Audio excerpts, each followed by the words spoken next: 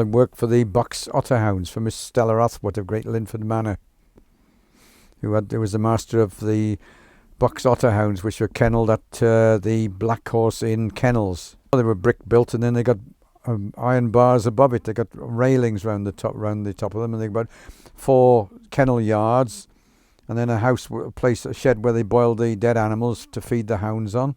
It was Lionel Dowse. He was the paid huntsman. He lived I don't know where he lived quite, but he came to the kennels every day. Professional. Oh no, the hunt was like an established thing, you see. Well, you go to meets, like a meet would be a place in the countryside, like they meet at a pub or a hotel or a big hall. Like a lawn meet would mean that you meet at a big house, on the front of a big house, a lawn meet that is.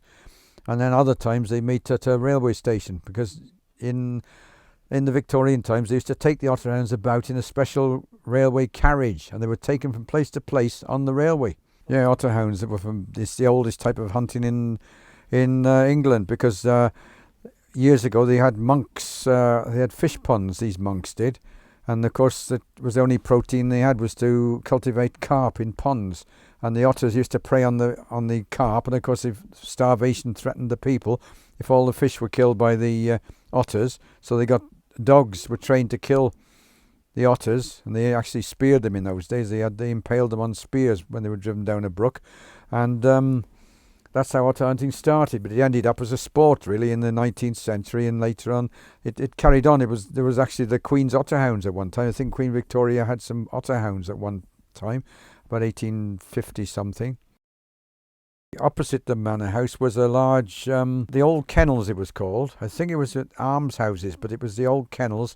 The hounds had been kennelled there previously to Miss Oswood taking it over. The hounds were kept in the kennels opposite the manor house, and there was a man called Mr. Robinson. They called him Doggy Robinson, because Mr. Robinson had been a whipper into the otterhounds from about 1912 onwards, and he's actually mentioned in dispatches from the military for his bravery. And he writes a letter to Major Rothwood saying that he'd like to come home, and actually he survived the First World War and came home.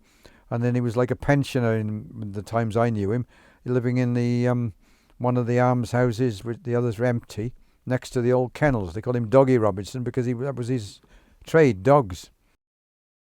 Miss Stella Rothwood, she was like quite a prim and proper, sort of almost like a Victorian lady. She used to bring us a box of food about once a week, sort of cheese and tea and bread and stuff in a box. The butler used to bring it up, walk up with it. She didn't bring it herself. The butler, manservant, used to bring it. But they were like Victorian people, like they were almost like the, people you'd find in Dickens, really. And he's still, they were a century out of date, but they were still sort of living there in that sort of style, weren't they? And the house itself was like a museum. You walk in through a front door and there's a big grandfather clock, and then there's like a big staircase, and almost like a church atmosphere inside it. When you get in there, like it's like an empty church sort of feeling. Like it's not like Miss Havisham sort of thing. Like in the Dickens books. She was like a lady who'd been similar sort of person, I suppose. She'd never married or anything. I think her fiance died in the First World War or something, and then eventually she moved up to Scotland and there died. You've got to be servile to people like Miss Oswood. Yes, madam, and no, madam, and all the rest of it, madam, and raise your hat to her and that. And she used to call people by the surname, not the Christian name. She wouldn't, she'd call him Lionel Dowse, you see, not Lionel or Mr. Dowse. She'd call him Dowse and this. And funny thing, she called us Bill, because I'd worked for Tufts before, so she thought I was the same as them, you see. She said, "Oh, well, you're one of us, not one of them," she used to say. She said, "Remember that they got to know their place, but you are one of us, not one of them." But it was a different sort of world, really. It was like going back 100 years, really. It was just like going back to the Victorian times, I suppose. Apart from the fact there were some cars about. I mean, that was the only difference. There was cars, and I don't suppose it had changed for a long, long time, had it? She thought it would go on forever, I suppose.